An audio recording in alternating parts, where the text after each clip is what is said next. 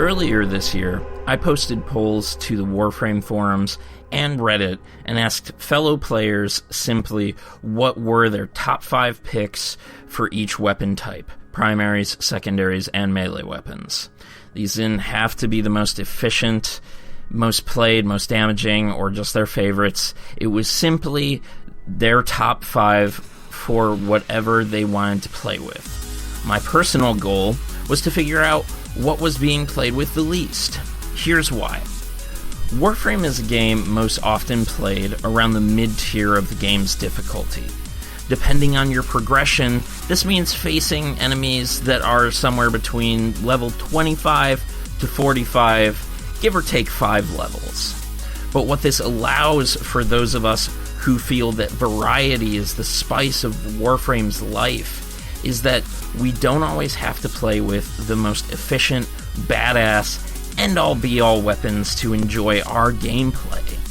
My goal here in the 88th Armory is to show you some of those weapons you might have written off or haven't picked up in a long time, and to find builds for the mid-game that might possibly find their way into the endgame. I'm Scott from Ramble Entertainment, and this is Season 1 of the 88th Armory.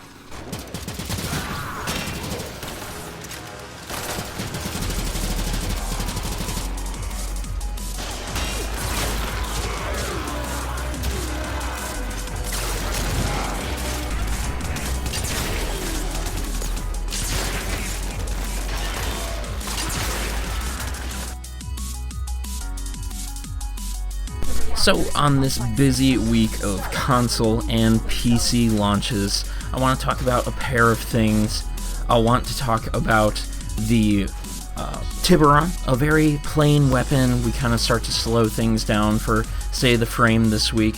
But I also want to talk about plans for the War Within launch. So, let's go ahead and get into the Tiberon, and then in the latter half of this episode, I'll talk about the War Within stuff. The Tiberon is a pretty plain Jane weapon. It just does damage. It doesn't do crit damage, it doesn't do status, it's just plain. It's a burst weapon that is built through, so you have to build a Latron, and you have to put a Forma into it, of course, but it's actually not a weapon out of the dojo. Most of the weapons out of the dojo require a Forma, but the Tiberon is actually right there in the market. I would say that this is a good weapon in the early game, except for those build costs. Anyways, let's go ahead and take a look at the stats with some Corpus footage in the background, since we typically don't look too much at the Corpus footage. The Tiberon is basically a solid weapon as far as regular plain Jane stats go. It would literally, in my mind, be like you're out in the middle of the woods and there's a log shack, and old man Jenkins is in the log shack, and his rifle right there next to the door is the Tiberon. Gotta go get old man Jenkins' Tiberon. The pigs got free again. Get the dogs. I don't know. I honestly have no idea what I'm even saying. Anyways, so the Tiberon has very little crit chance, so you don't really want to build it for crit. It doesn't have almost any status. You don't want to build it for status. It does have a 2x crit multiplier. I did not record footage for it, but yes, you technically could make an Adarza build around this, where you utilize some additional crit multiplier to have additional burst on your burst weapon. That's a personal choice. I like the weapon as just a strict damage dealer. It's good against the Corpus, it's good against the Grineer. I really wouldn't suggest taking it out against the Infested. Just wouldn't do it. Wouldn't do it against the Sentients either. Now, the Tiberon has an incredibly high max ammo. I honestly could not even imagine a build where you try to burn through all of its ammo in a very short period of time. It does have a nice amount of rounds per burst, which I think, again, is one of the reasons why I want to look at this weapon. High amount of rounds per burst. Additionally, I really like burst weapons. I like just the feel of them. And again, we're not really here to look for the best. We're here to look for things that can be fun, and if you're looking for burst weapons, sometimes you have to look for them in weird spots in Warframe, like some of the infested burst weapons, and the Tiberon, where you have to, go to the extra efforts, put in the Forma, put in the Latron to make the weapon. So the build we're using in the background is the Magnetic Toxin build. Again, we're not really going to look to proc too much, so we just want to do the damage. That is going to get the additionals out of 2.0, or just use Toxin to do damage past the shield. So what I like to do with my Tiberon build is I typically go for more consistency, as I typically talk about on this show. I add reload speed and I add firing speed, so you can just put more rounds out faster and just DPS down targets faster when you need to. And so again, nothing to really highlight here outside of the opportunity that the Adarza offers. So let's just go ahead and take a look at the builds. So here's the build we are using in the background footage, relying on Magnetic to DPS down the shields and Toxin to just bypass them and eventually just kill the Corpus and the robots. And as I mentioned in the lead up to the builds, I use Speed Trigger and Fast Hands to mitigate some of the costs of the weapon, like a bit of an abnormally long reload time, and of course a bit of a slower fire rate. So like if you say you really rely on the Burst in Prime as a fast fire rate burst weapon, then you want to basically bump this one up in the speed of its fire rate, especially if you use the Burst in with the... what's the Syndicate mod? Well, I'll correct myself in annotations, but there's a Syndicate mod for the Burst in Prime. It ups its fire rate and also does the Elemental Area of Effect proc. And yeah, I personally like the speed at which the Burst in Prime fires. I think that's what makes it one of the more hallmark burst weapons in the game. And of course, not everybody has access to the Dex Sibaris, so I think the Tiberon is a fine burst weapon. Not really anything you're going to take into probably anything above level 60, but it's still a good weapon nonetheless. Now, as I mentioned, there is, I think, room for Radiation Toxin, Radiation Cold, Radiation Heat. Oh, well, you can't do Radiation Heat. Radiation Toxin or Radiation Cold against the Grineer. I wouldn't really go too much towards the corrosive and cold, corrosive and heat side of things to fight the Grineer. Again, I don't personally take burst weapons too much against the infested. I think they require more consistency to fight, whereas with a burst weapon, with a bow, you just aren't putting out as much consistent damage. Instead, it's burst damage. One arrow, one round of bullets. And so to me, that limits it mostly to you're using corrosive against the Grineer.